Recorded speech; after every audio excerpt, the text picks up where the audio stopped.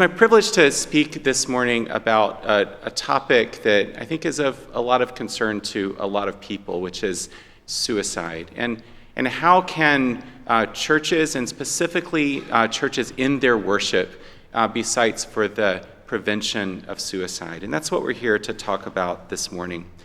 I just want to say at the very beginning that no matter what size group there is, and no matter what size groups you all are addressing in your home churches and congregations and communities, there are people who are affected by suicide, who have considered suicide, who may have lost someone to suicide.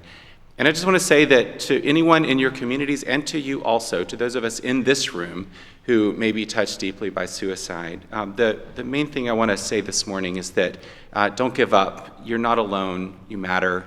We'll be talking about some heavy topics today around suicide, and I just want to encourage you, if you yourself are in distress, if you have had any thoughts of suicide, then get help. And anywhere in the United States, there's now 98 is now a suicide and crisis lifeline that anywhere you can call or text, and you can share this with anyone in your congregations. It's a great resource for those who are in distress and who are in trouble and can be really life-saving. With that, I want to start actually with a reading of Scripture. This is not one of our worship services here at the Calvin Symposium, but I want to read a text from Acts 16 that is the basis of the title of my talk this morning. It's Acts 16 to 34. One day as we were going to the place of prayer, we met an enslaved woman who had a spirit of divination and brought her owners a great deal of money by fortune-telling. While she followed Paul and us, she would cry out, "These men are slaves of the Most High God who proclaim to you the way of salvation." She kept doing this for many days.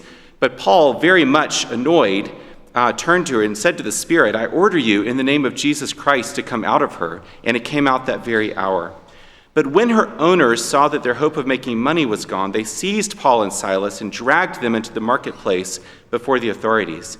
When they had brought them before the magistrates, they said, "These men, these Jews, are disturbing our city and are advocating customs that are not lawful for us, being Romans, to adopt or observe." The crowd joined in attacking them, and the magistrates had them stripped of their clothing and ordered them to be beaten with rods. After they'd given them a severe flogging, they threw them into prison, ordered the jailer to keep them securely. Following these instructions, he put them in the innermost cell and fastened their feet in the stocks.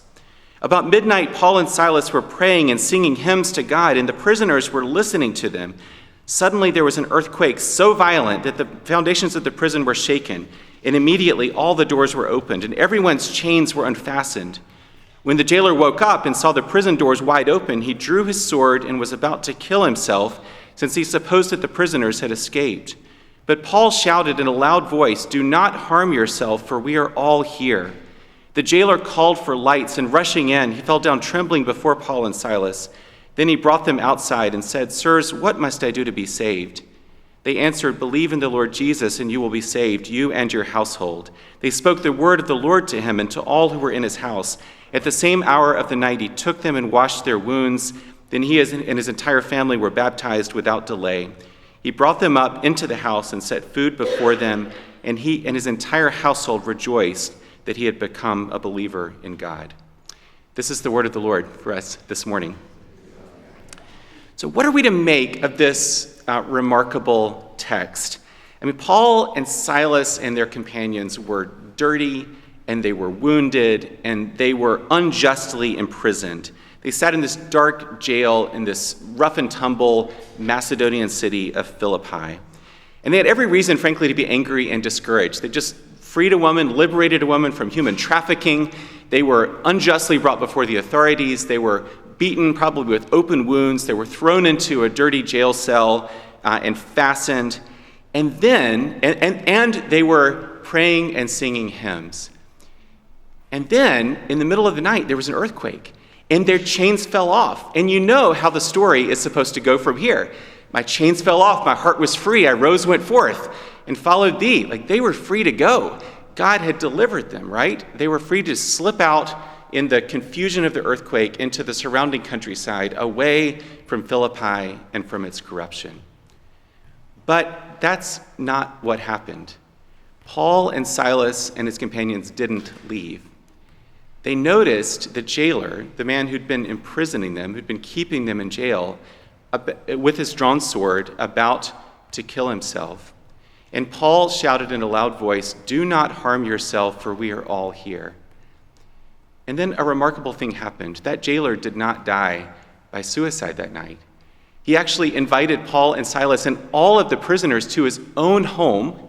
He washed their wounds. He fed them. He introduced them to his entire family and household. They were all baptized. So this man, who easily could have lost his life that night to suicide, became not a jailer and a persecutor, but a host and a medic and a disciple. And the Bible gives us its clearest example of a prevented suicide. So how can we learn in our time from Paul and Silas and their witness, including their witness in worship, around how to engage those who are considering suicide in our time? I'm going to focus most of my talk today on thinking about preventing suicide. I know that many of you as worship leaders are also addressing communities that have been touched by suicide, including funerals. I'm not going to be specifically engaging that today, although some of the things that I say will, I think, be relevant. And part of what I want to do is just a kind of general introduction to the challenge of suicide in the United States, and then to offer some theological perspectives, and then for us to be in conversation about how this applies to our common life of worship. So I want to show a few slides that are drawn directly from a National Institute of Mental Health website, which so far at least is still in existence and up, and that I think is helpful to kind of tell the story of those who are affected by suicide in the United States. I'm going to focus most of my talk today on the U.S., but if we want to talk about the global context of suicide, I'm happy to do that in the Q&A afterward. One thing to know is that rates of death by suicide in the United States have been rising consistently for the last 25 years, population adjusted. This is a little hard to see the scope of the increase on this particular graph, but there's about a 36% increase rate of suicide in the U.S. among adults adjusted for the size of the population, and that's significant. What you saw is a gradual increase until about 2018. It's plateaued since then, but plateaued at a high level. It's not dropped significantly. What do we do? What does that mean for us? This graph is helpful to show who, and these are deaths by suicide here, not attempted suicide, but who dies by suicide in the United States. You see on the right hand of the graph in the dark blue is men. The left hand is women. You see here that about 75% or more of deaths by suicide in the U.S. are men. And you see here that there's a relationship to age. So when women die by suicide, this is kind of throughout the lifespan. I'm not trying to at all caricature or everybody at any time is can be touched by suicide in particular ways. So no one is in some ways exempt.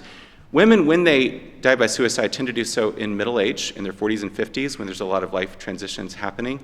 Men have a bimodal curve. There's a peak among young men, ages 25 to 44.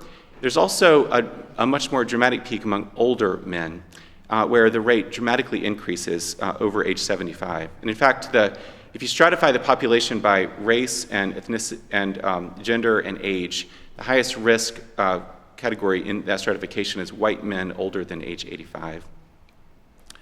This is a graph that helps to show some regional variation in terms of rates of death by suicide in the U.S. And there's a couple of things I think that are notable about this. You see that the dark blue here is the highest prevalence states in terms of deaths by suicide. And this, I think, speaks to a couple of overarching trends. One is that suicide is more common among white and American Indian Native Americans than among Hispanic, Latino, Asian, or Black Americans. These are typically the census categories that are used. And so you see higher concentrations of suicide among whiter states. You also see suicide directly correlated with rates of gun ownership and social isolation. And so you see that I don't think it's a surprise that the Mountain West states, which are overwhelmingly white with high rates of gun ownership and a lot of social isolation, as beautiful as they are at populations are at higher risk of suicide. In the deep South, where I'm from, you have high rates of gun ownership, but you have a much more racially diverse population, so it's not quite as white of a population overall, and so on. So there's some interesting trends here. This is a good slide to just indicate that there's about 49 to 50,000 Americans who die by suicide each year. And that's significant. That puts suicide as the leading or second leading cause of death among younger Americans. But for every American who dies by suicide, which is, say, around 50,000, there are many others who either contemplate suicide or attempt suicide. And you see here, this is SAMHSA data, there's 13.2 million adults in 2022 had serious thoughts of suicide. That's maybe 5% of the population. There's 3.9 million adults made plans for suicide.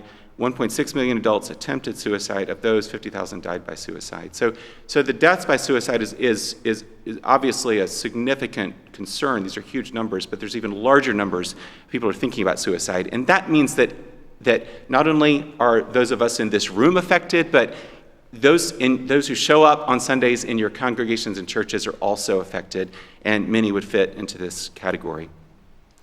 Just a couple of more data slides just so you get the scope. This is a little bit misleading here because, remember, many more men die by suicide in the U.S. than women, but this shows some of the means of suicide that are used. And you see that firearms account for 60% of deaths in men, about a third of deaths in women. Other than that, it's suffocation, which would be largely hanging, and then overdose, as a higher percentage of women die by overdose than men. And women tend to attempt suicide in a much higher rate than men, but die by suicide less often, in part because of the choice of means. But this means that firearms, you can't disentangle the story of firearms in the U.S. from suicide. We think about gun control and firearms when we think about homicide and mass shootings, and we should, but most deaths in the U.S. by firearm each year are deaths by suicide, and most suicide deaths in the U.S. each year are by firearm. And so there's a direct connection, and I'll come back to that later. And this is the last data slide I'll show, that if you look at who thinks about suicide in the U.S., you do see some pretty dramatic, not a lot of gender variation, but a lot of age variation, where young adults in the U.S. are much more likely to be having serious thoughts of suicide than those in the rest of the population. And so those of you who work with younger adults or are younger adults, then then you may know this all too well. When clinicians like me consider additional things that put people at risk for death by suicide, these are some of the things we think about. The data for this is, these are sometimes hard to trace down where the original data came from. Some of this is more kind of clinical wisdom, but there are data for everything that's on here. Risk factors, to be a kind of clinical term, is that being married is typically protective, unless, of course, one is in an abusive marriage or in an exploitative marriage. Not married is seen as being a risk factor. Having children living at home is typically a protective factor, although, of course, not absolutely all the time. Not being employed or having unstable employment or having just been promoted to something or demoted is a risk factor. Having an active mental health diagnosis is a risk factor. I'll come back to this in just a minute, but especially the diagnosis of major depression, in part because we in part diagnose depression by the presence of suicidal thoughts is one of the criteria. Disordered eating, and also substance use. These are three forms of mental health challenge that carry higher risk of suicide, but there's others as well. Chronic, painful, degenerative medical illnesses, especially among older adults. A history of attempted suicide, history of childhood physical and sexual abuse, a family history of suicide, social isolation, access to firearms, and then the presence of severe anxiety or hopelessness or impulsivity or aggression. All of these are, I might say, red flags that as a clinician, when I hear any of these, I pay attention when somebody is considering suicide or when I'm thinking about that. I realize I'm going through these very quickly. If you all were my psychiatry residents at Duke, we'd be going over this in a lot more slow detail, but we're not teaching assessment here today. I just want you to know. I do want to briefly mention 4 myths about suicide. At least I consider them to be myths, because they're things that I think can cause us to think in somewhat misleading ways.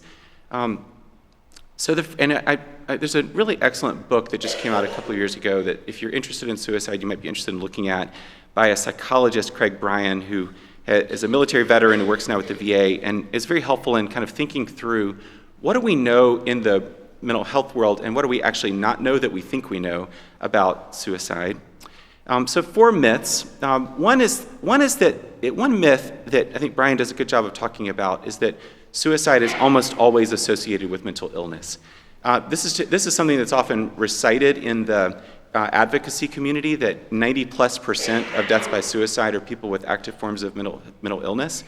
And it is true that there is a significant relationship, as I've just said, but the data for that 90% number is largely lacking, because it's often drawn from what we call psychological autopsy, when people will, after someone has died, people go back and interview their loved ones and do a kind of careful detail about what's going on, and that can easily lead to a kind of recall bias, where people remember things that came. But in terms of people actively living with a diagnosis of mental illness, it's much lower than 90%. In fact, there are many people who die by suicide each year in the US who don't have any diagnosis and may actually not meet the criteria for a diagnosis, which is hard to think about, because we tend to, in the clinical world, we're like, oh, we just need to screen people for risk of suicide if they have an active form of mental illness or mental health problem, but that's not necessarily the case. Probably the more realistic number is about 50 to 60%. Myth 2, and I'm cautious about saying this, but I think it's important, is that suicide is always preventable. And I'm speaking here against the grain of many of my colleagues in the mental health world, because we like to think about that every death by suicide is preventable. There's a whole advocacy movement called Zero Suicides that basically sends the message that if we just got our screening right and our intervention right, and we could just catch the people that are at risk, then every death by suicide is preventable.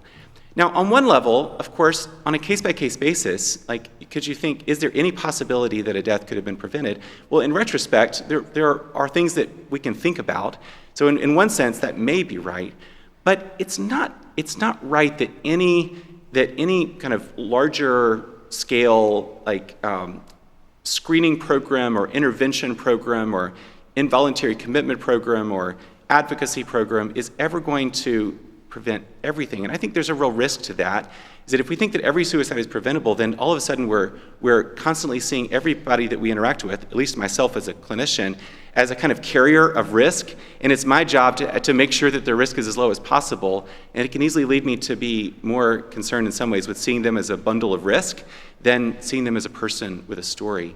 And it also, this idea that every death by suicide is preventable actually heaps a lot of guilt and shame on those that are left behind when somebody dies, because it's like, well, you should have known, you should have seen the risk factors and the warning signs. The truth is, and I hate to say this, that not every suicide is preventable, as much as we would long and wish and pray that that would be the case. The third myth is that asking someone about suicide will increase their risk of death by suicide. And I hear this a lot from people that are like, I'm worried about somebody, but if I mention the S word, then maybe that'll plant something in their mind that that might put them at higher risk. And that's just not true. This has been looked at in numerous empirical studies. Actually, if somebody's thinking of suicide, then the worst thing that can happen is that they're isolated in those thoughts. Because there's a lot of shame associated with it. They are worried about how people are going to respond. So to ask someone directly, are you having any thoughts about hurting or killing yourself, gives people a chance to say yes and to not be alone in that. And just the asking and allowing people to feel less alone actually decreases their risk of acting on those thoughts. And so asking itself is an intervention. It doesn't increase risk, it decreases risk, as long as it's done in a respectful way. And then of course, followed by getting somebody to the right kind of help. And then the fourth myth I would say is that suicide is a problem of individuals.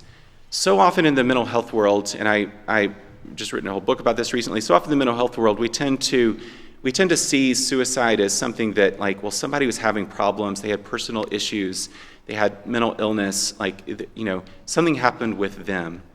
But I think it's important not to think of suicide in this way, and this really leads into the rest of my talk.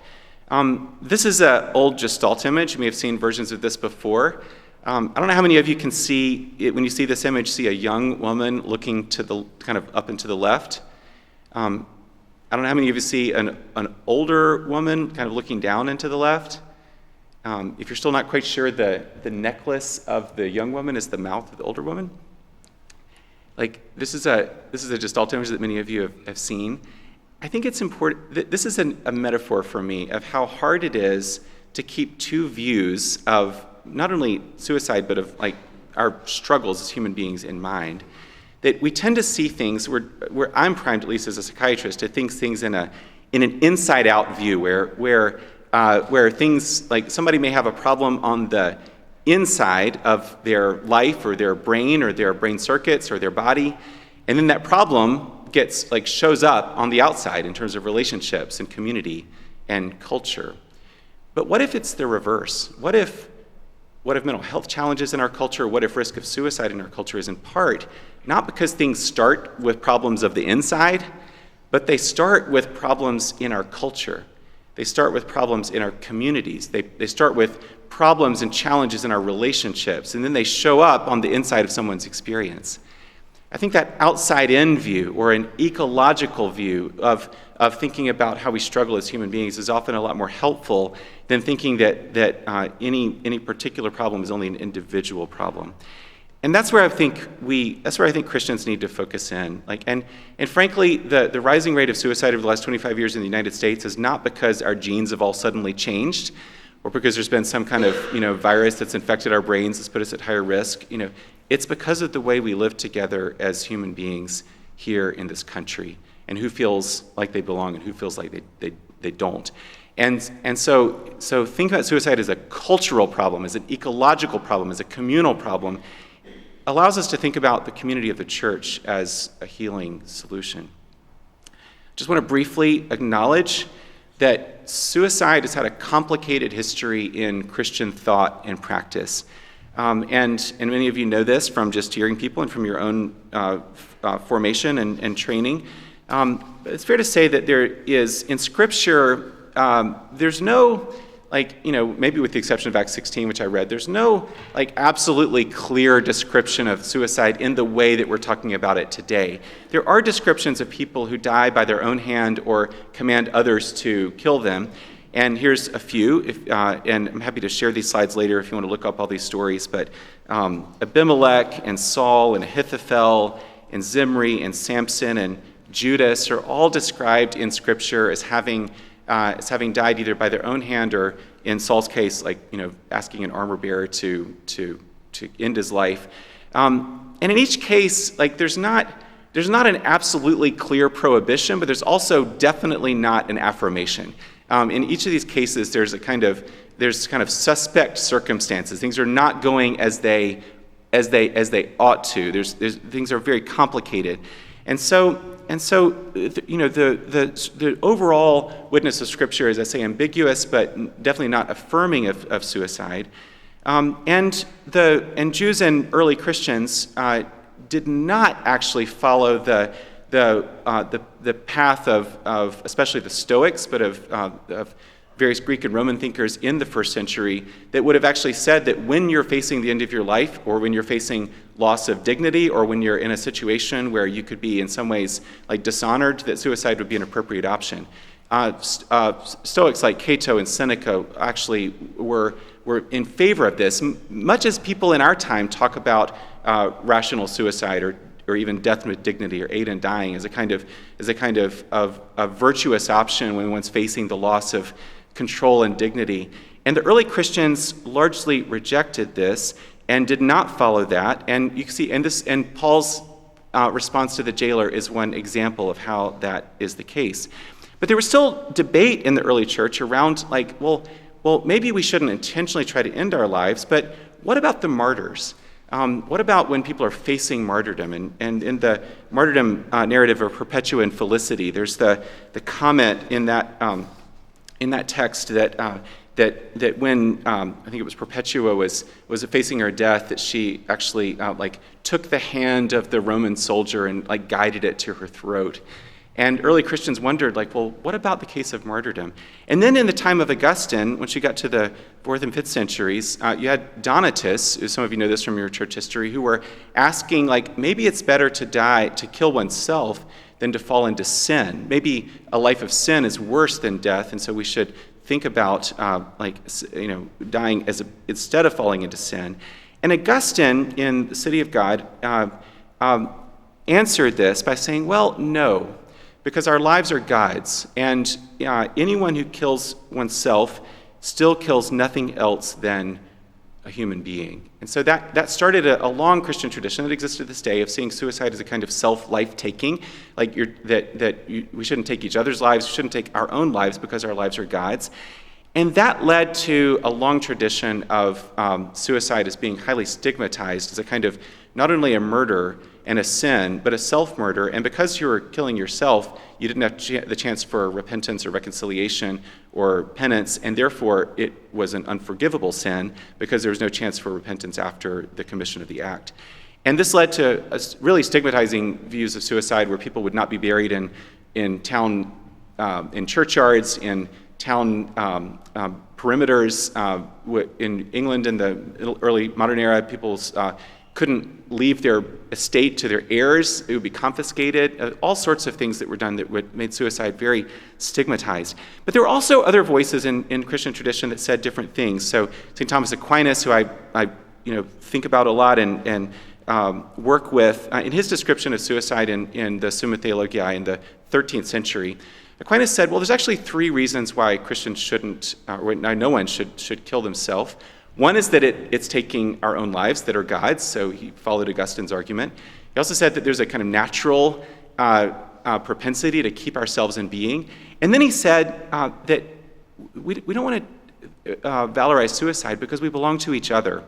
Every part as such belongs to the whole. Every man is part of the community, and so as such he belongs to the community. Hence, by killing himself, he injures the community. I think this is a different kind of argument, a Christian argument against suicide that's based on the fact that we belong to each other. We need each other, we depend on each other, and any death by suicide injures the whole and is a grievous wound to a community. And that, I think, is more pastorally helpful. I don't want to turn aside from Augustine's argument, but that's an additional way, I think, to speak about suicide in our time. So let's turn back to Paul and Silas and their worship. And let me just offer three, I think, lessons that Paul teaches us about preventing suicide, and to kind of lean more deeply into this text from Acts 16. So the first thing that I would argue is that the gospel is always on the side of life. I want to speak a little speak about that in a broader way, but I think this is Paul's witness, and this is Paul's witness throughout this text. Paul and Silas have just seen a girl who is clearly being used by men that are older than her for profit. She has a spirit of divination, and they disrupt this kind of profitable economic arrangement that was exploitative for this young woman. And that's how they got into prison in the first place. Like, that's one way in which the gospel is on the side of life, by rescuing someone who's in an exploitative trafficking situation. But then they also rescue the jailer. And I think it's important to think about, what is it that prepared them to be able to do that? And I think here we're at a worship conference, and it began for them with worship. They're in jail late at night. This is not a pleasant. They were not in this room. They were in probably a kind of rocky, enclosure in a building in Philippi. This, by the way, is Philippi, like nearly 2,000 years after Paul and Silas were there. Before you can see the excavated agora, the town square, you might say, where almost certainly the trial happened. And the jail was probably very close to where the agora was. So this place, although under the cover of dark, is where Paul and Silas were.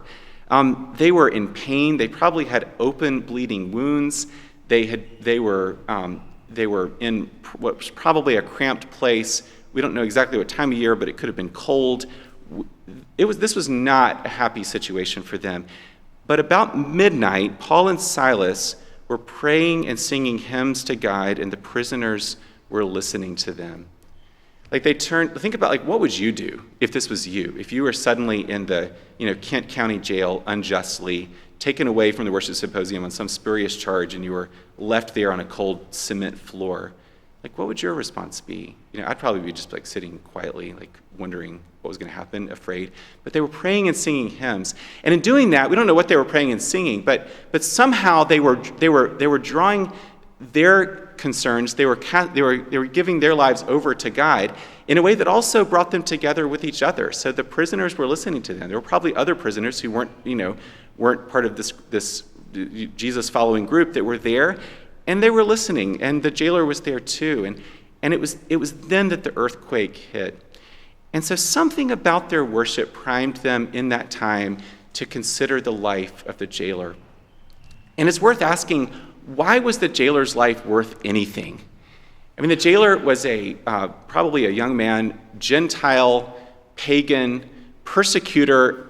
He was a functionary of the city authorities. Like we don't know exactly how he treated them, but he certainly was like fastening them in chains. Like, who cares if he died?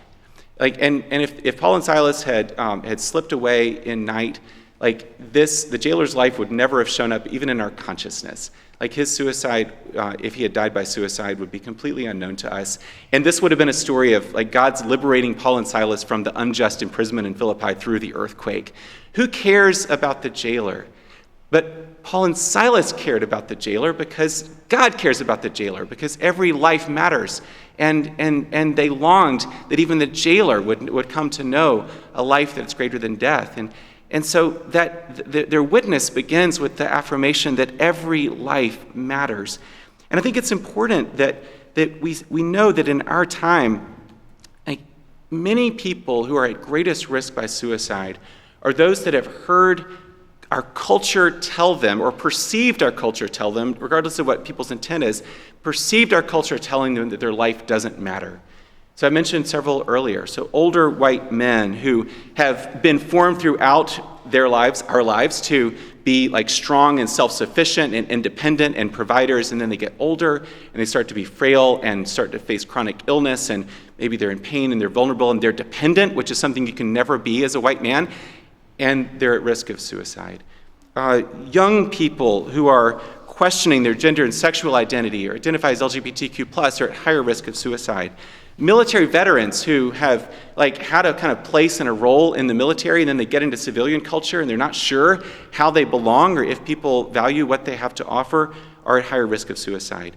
People who are poor and who can't afford medical care and are facing debt and other things are at risk of suicide. And say this is a little different context, but in Canada, where it's not just assisted suicide but euthanasia, which is now kind of you see the stories of people who are poor and housing insecure turning to euthanasia there because they don't have what they need. Survivors of childhood physical and sexual abuse who throughout their life have been told you don't matter, your life doesn't matter, are at higher risk of suicide.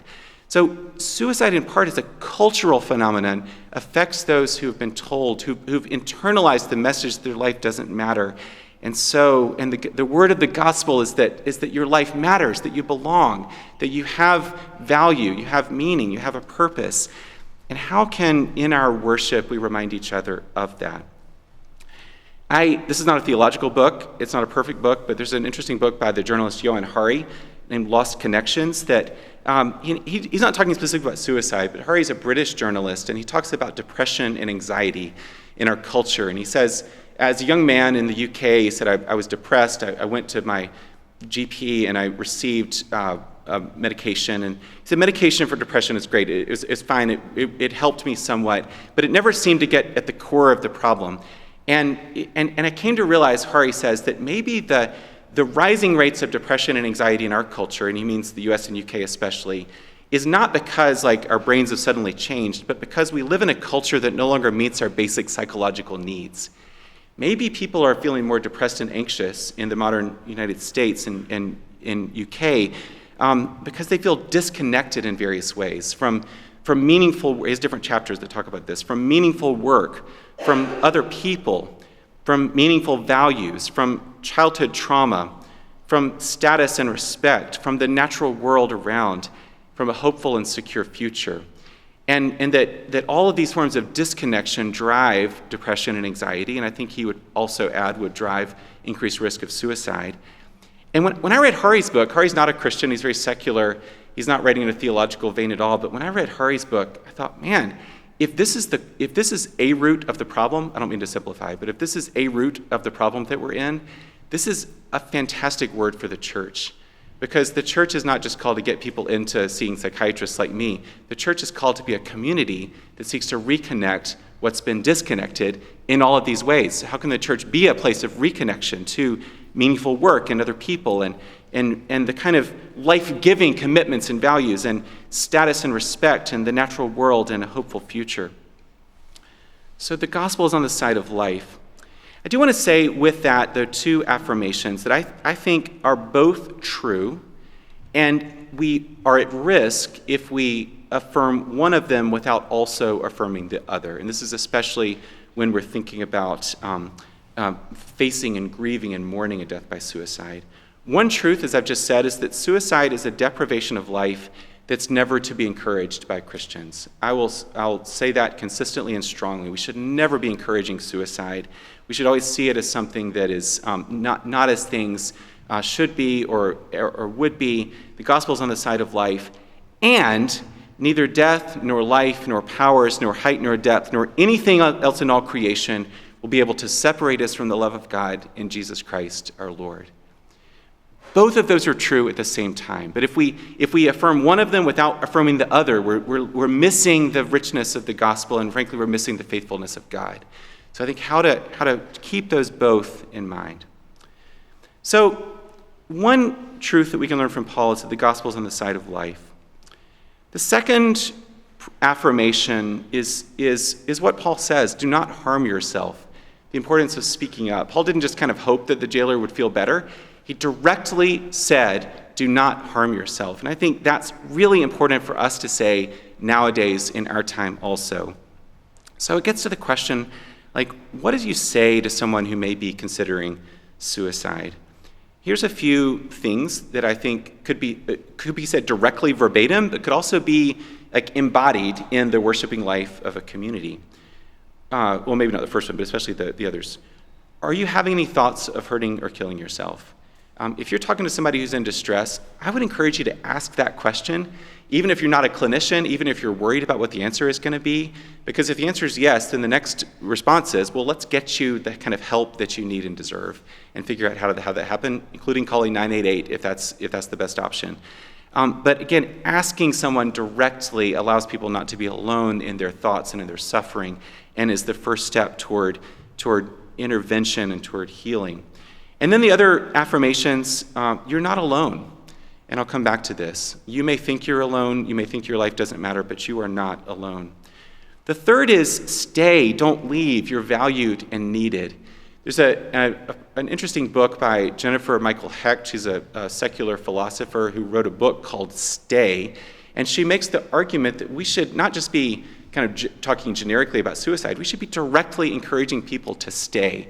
And her philosophical arguments that I think resonate with Christian themes as well, and she gives two main ones. She said one is that no one who dies by suicide, and every case is different, I'm not trying to make this absolute all the time, but that what are our obligations to our future selves who would be grateful to be alive once the crisis has passed? So when people are contemplating suicide, everything is collapsed into the emptiness and unbearableness of present suffering. But what about the future self, the 40-year-old self, the 50-year-old me, the 60-year-old me, who looking back at this time would be like, man, that was such a hard time, but I'm so glad that I came through it because I can now see a different future. And also she says, and this gets back to Aquinas' argument, that every suicide injures the community, not just because of the grief involved, but because, and we see this, that a death by suicide in a community, at least in a small way, incrementally increases the risk of other deaths by suicide in a community. So by preventing one person from dying by suicide, you actually can save other lives also in that same community. And then we want you to help stay safe. Let's think about how to do that. And then there's also kind of tricky things about what do you say and not to say in worship about suicide. And here I'm kind of reporting out what's often reported out by advocacy organizations, because it's challenging to speak about suicide because it's important not to frame suicide as a kind of valorous, valiant thing to do, or as inevitable, or as something that somebody was driven to, was forced into, because that can, again, increase others, when people are hearing that and they're thinking about suicide. So here's a few do's and don'ts. So don't use stigmatizing language like committed suicide. That actually links back to like suicide as a crime, like committing a crime. Instead, say someone died by suicide or took their own life. Don't call a suicide attempt successful. If someone died, just say something like completed suicide or died by suicide. Don't glamorize suicide or state that suicide is inevitable or romanticize suicide. Or say that someone who's died by suicide is finally at peace, because who doesn't want to be at peace? And if somebody's struggling, that may not be what they need to hear. Don't share specific details about suicide attempts or deaths in the specificity of them. You can speak in general ways, but not the specific details. Don't describe suicide as having only one cause, as if like it was a simple thing, just one thing, was a contributor, or as having no cause at all. Instead, it's a complex phenomenon. We know that as our lives are complex, and so is the phenomenon of suicide. Do acknowledge the reality and pain of suicide, and do encourage people to seek help as specifically as possible. And this next image is just my reminder to say, recognizing this is a highly charged issue in American Christianity, but a reminder that one of the ways that we can collectively decrease the risk of suicide, maybe one of the most powerful, is by means restriction. And by that I mean like trying to make it, when somebody is in crisis and is contemplating suicide, to distance themselves from the means that they would actually use to end their own life. And there's a conversation to have about bridges and about guardrails and that kind of thing, but specifically in our congregations, thinking about firearms. How do we talk about firearms?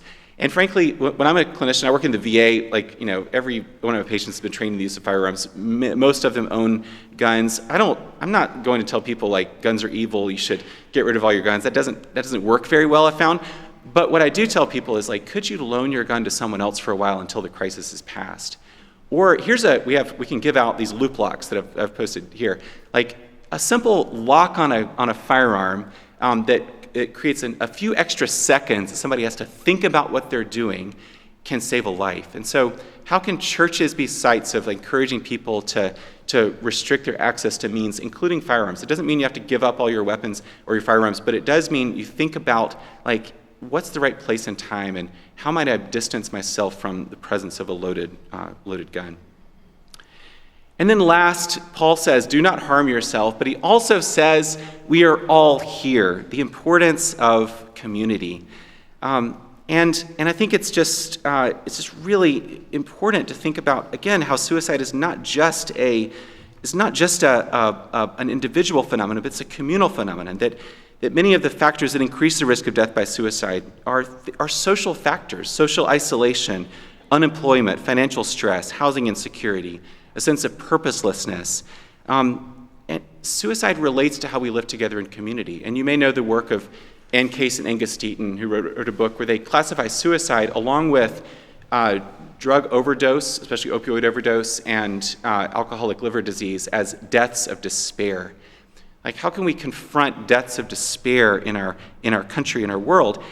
And I think it's important here, the Philippian jailer may well, in that moment, have been somebody who didn't see any future for himself. He could have expected that he would be severely punished for letting his prisoners go free, even in the earthquake, that maybe his family would lose everything, that he'd be destitute, that he would be left alone and without community.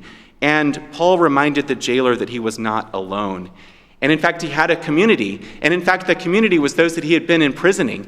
So the prisoners over whom he was exerting control became the community that was keeping him alive, that was sharing a meal with him that night at his household, and the community that baptized him.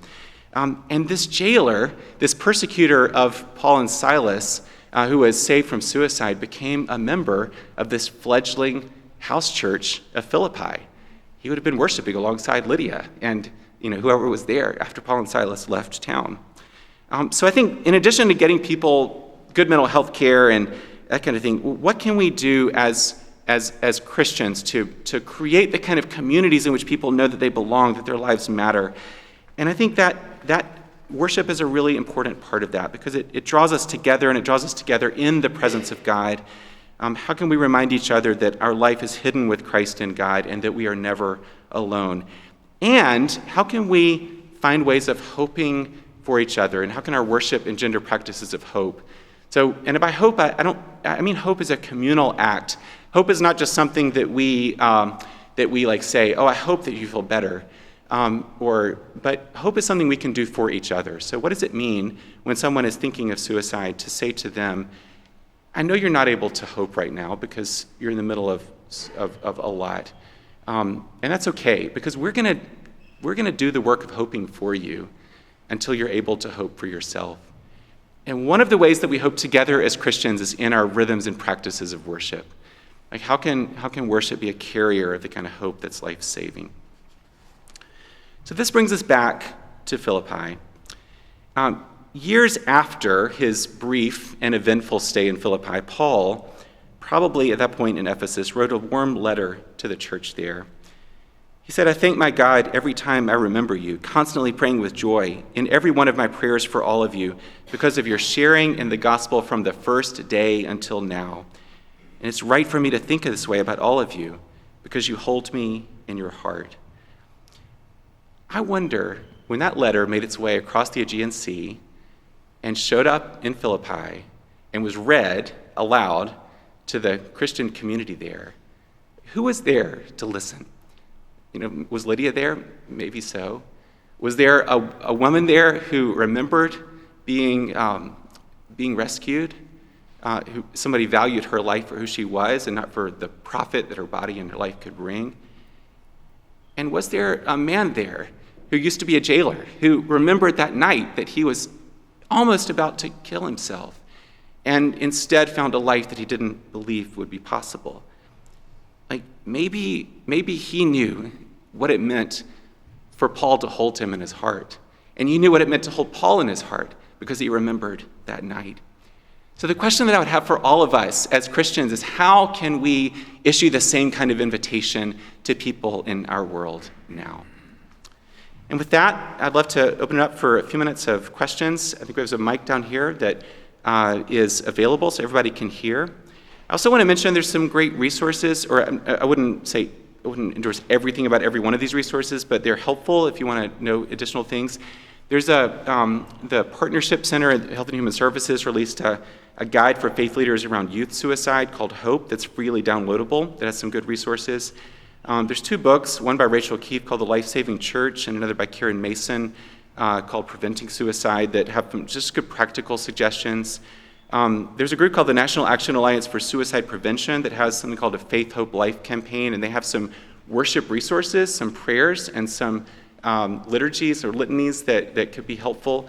I actually don't think that we should focus everything on like suicide awareness weeks or something. I think we need to think more broadly about our lives as communities, but if you are interested in doing that in your congregations, then those can be helpful resources for you. Thank you all so much for joining me this morning for this. I'm happy to take a few questions in the time that we have left.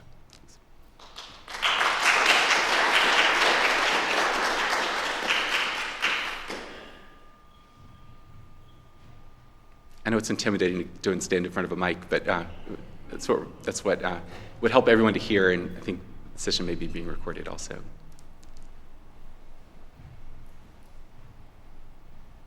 I think I was sitting farthest from the mic, so it took a while. That's great, thank you, yeah. I have a question kind of about Christian practice and psychological health.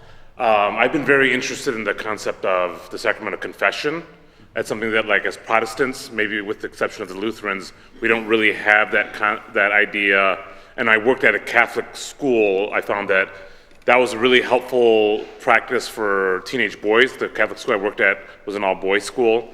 And it just made me wonder if there was a way to incorporate in some form the idea of confession into maybe our Protestant liturgies or something, if that would be helpful towards psychological health. I just always thought the idea of being able to sit with somebody. It's almost like therapy. You sit with somebody, tell them the worst aspects of yourself, and then afterwards they're able to say, you are forgiven, go and sin no more. I don't know if you had any thoughts about that or what you think about confession and that as a whole. Yeah, I mean, confession is just a deeply important part of the Christian life, and I think our Catholic friends have the tradition of in-person sacramental confession that does allow for kind of space and boundary for people to be able to speak about things that they are, that they're worried about, that they're ashamed of, and hear the affirmed forgiveness of God for them. And I think that's a tradition. I'd be cautious about forcing people into a kind of position like turn to your neighbor and confess something, because that's not going to allow people the kind of space and boundary for people to feel like they can really be honest and then feel that. But I do think that communal practices of confession are important. I'm a Presbyterian, and every week in my Presbyterian church we say a prayer of confession, but we also kneel, and there's something about that practice of kneeling that I think is helpful before hearing the words of forgiveness. But yeah, confession is important as long as it's done in a way that confession is not just about like speaking about what I'm worried about or ashamed of or how I think I've sinned, but also hearing and feeling the word of forgiveness and reconciliation and restoration of relationship is really, really centrally important.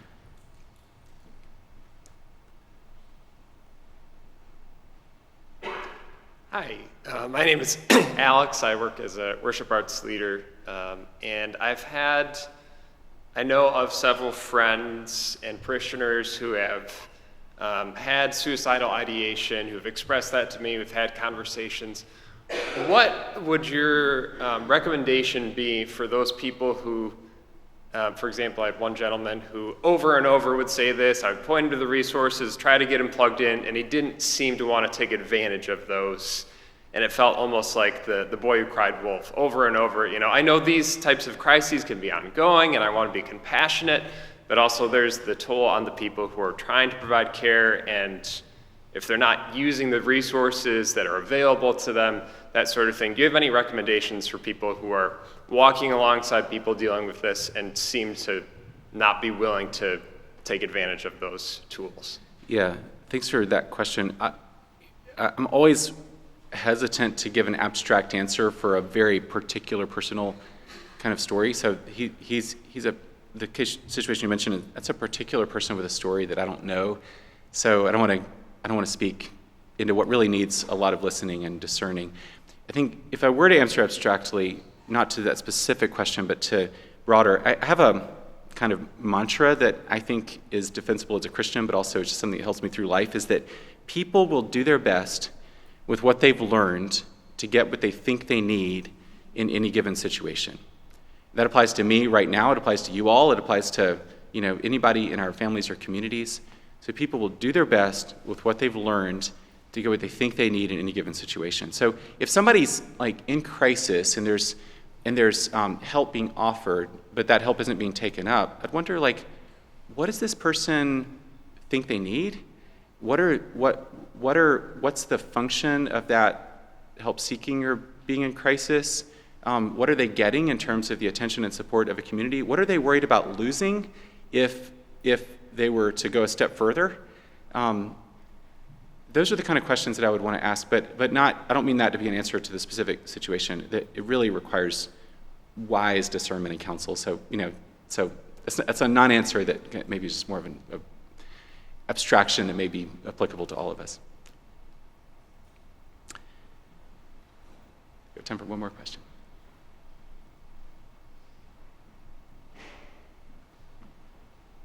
Thank you all for making the walk up to the mic. I realize that's a... So I do a lot of pastoral care with seniors, and over the years, I'm thinking of that one demographic that you pointed out, especially the male, 75 plus, and so on. But I have this with visiting women as well. But just sometimes feeling a little flat-footed when the person speaks of a lack of purpose, People aren't coming to see me anymore. And what can I offer? And their kind of way of saying, well, the Lord should just take me. But sometimes they will point to suicide as well, right? And just wondering, is there some way of, what would be some things you would suggest that might give a person more sense of a purpose as a senior? Yeah, it's a great question. I have a book called Wayfaring that thinks about, it's not specifically about suicide, but it is about mental health challenges in terms of how can we think of ourselves as those who are pilgrims on a journey and are on our way from God as one who created us to God as our hope and our goal and our joy. And in this life, we find ourselves as those who are on a journey. And the key question is always what's needed right now for the journey? So obviously it's hard when people do feel like they've been cast aside or they're alone and they don't matter. So I think one suggestion is just to think with that person of your life has been a kind of journey and that journey's not over. So what gifts do you have left to receive, and also what gifts do you have to offer in the journey that you're on? And specifically with somebody's feeling like they don't matter, one corporate question for the church is, how could they actually be called into vocation and service? Even if they're living with, multiple chronic health conditions, or they're older, or, facing dementia or something else, there's still things that they can offer. So how can the church call them into vocation? And that's one way of helping them to think about their life as a kind of journey that's not over. And then I think it's also just that assurance and presence of a community that you may think you don't matter, but we do. And I think that message, you can't force that message to be heard and internalized, but saying it is, I think, important, and it's important for people to hear it well.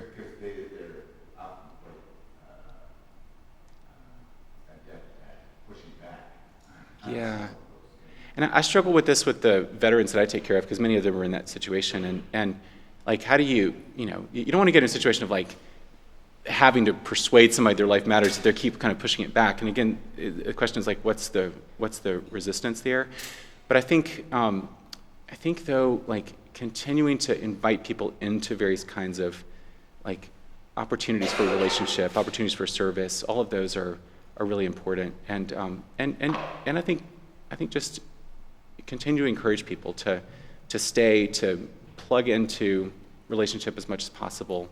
There's not any one-size-fits-all solution to that, but I think it's important. And as well as to name that for, white men especially, but for men also, in general, I think there's also it's helpful to name, we spend our whole lives, valuing our independence and self-sufficiency, and now you're not in a situation where you're independent anymore, and that's hard. But those messages that we received our whole lives may not be true. And so what do we have to learn, even in the last chapter of one's life? Yeah.